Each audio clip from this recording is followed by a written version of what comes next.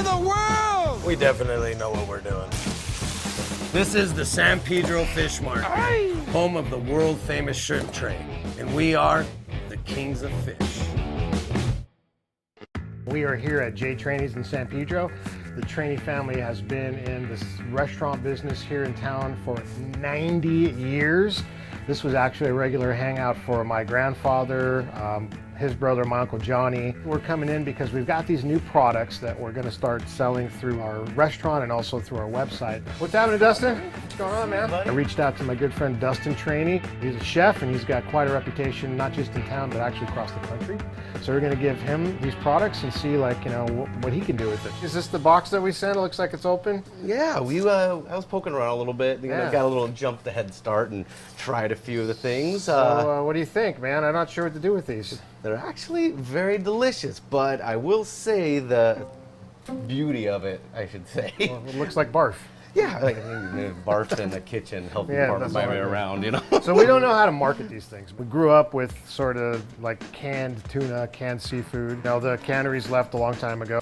So we've been looking around for an alternative because it's kind of something that we miss. We kind of feel it's part of the history of San Pedro and we wanted to bring it back. So this is kind of what we found, but I don't know how.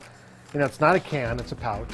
So how do you make it look appealing? So I have some great ideas for this. Use your magic, man, because it's not on my, I don't Okay. have the background. Good, let's make a little lunch then. All right, let's do it. I'm Dustin Trani. I'm a 4th generation chef here at J. Trani's restaurant in San Pedro, established in 1925.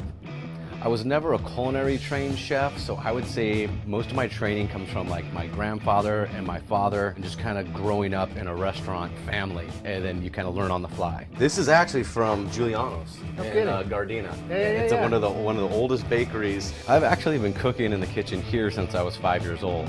I started working my full shifts when I was about 11 or so, but had an opportunity to travel over to Thailand as well as Italy and pick up a lot of real world experience. Today we're going to be making a couple dishes. The first one we're going to do is basically a tuna on toast. To dress this, I'm going to use a little chive, and then I like using, believe it or not, a little peppercini in there. Peppercini juice. Oh, really? Yeah, just to cream it up, to emulsify with the olive oil that we have in there. Mayonnaise. Okay. And then this is a little white chili infused oil. And so then we're going to mix this around.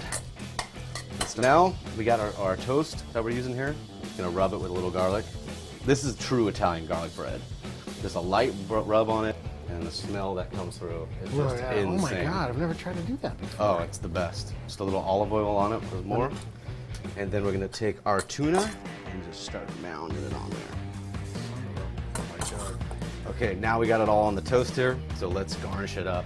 Just want the little delicate leaves of Italian parsley, because this is going to give you some real bright, vibrant notes to it. And then I want these pieces of the celery hearts. And then what I like to do is very, very Italian. They used to do these sweet roasted peppers and stuff them with tuna. So I'm going to just take a few of these bad boys, just lay them over the top. I brought the big boss in. Let his dad show him what the hell is really going on. Not this stuff this pretend guy putting on. You know what the Hey, hell? that's pretend? They'll look pretend to you?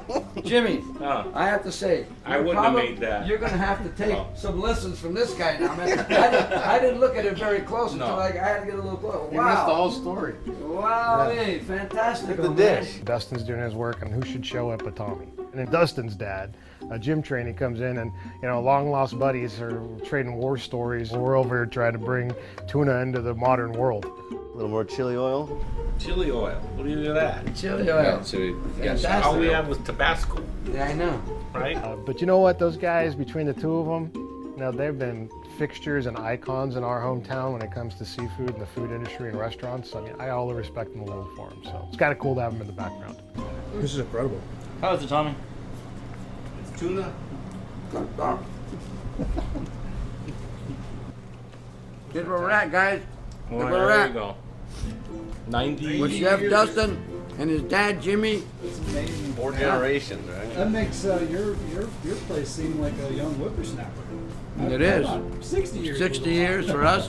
I thought it was a lot in the 90s. 90, yeah. Amazing.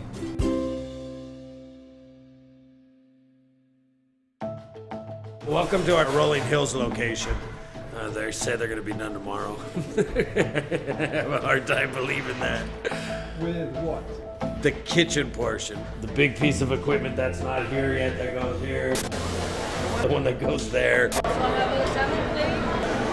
Supposedly it's all coming tomorrow morning.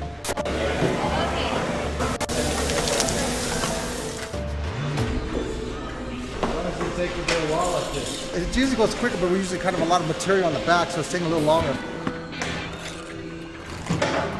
They call me Ramming, Jamming, Flaming, Twisting, Tornado, Tony, Flying, Gassing, Garcia. I like that. Just call me Labor over here.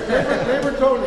To me, Labor Tony. Labor Tony on the racetrack, Ramming, Jamming. Just like the racetrack. Our team has worked their butt off to get where we're at right now. Like the cinder block wall is phenomenal. It's something completely unique that you don't walk into any other place in this shopping center and see anything as unique as this. You got no choice, Omar. That's what we got to do. It's got to drop over here. Pat is very picky. These things were painted this brown. And this painted that, he don't like it. He made them take them off. He made these guys repaint them and change it so it looks more like rust. Your designer wanted them custom, and that's exactly what she did. Our design team came up with some really cool finishes. We pushed really hard to bring them to the fish market and Shamrock and our locations to kind of see what we do and tie what we're doing in now into that. A lot of our town is the shipping, is the docks. When you're sitting at the fish market eating, you're watching that working port all day long. We took some shipping containers from the docks. We didn't finish them at all. We took the used containers and cut them up. We've got these old tongue and groove wood. Kind of looks like, to me, if you stand at the side of a boat down, and you kind of have that leftover paint on it. We'd have some old chain and stuff that my brother John's collected over the years. Call it block and tackle, these old wood pulleys. Everything is a really cool, unique finish to tie you into the fish market. It's taken a lot of time and a lot of money to create it, but when it's done, there isn't gonna be anything that looks like this. This is one of many, I hope. If we could pull this off, I think we could do a lot more than 50 locations.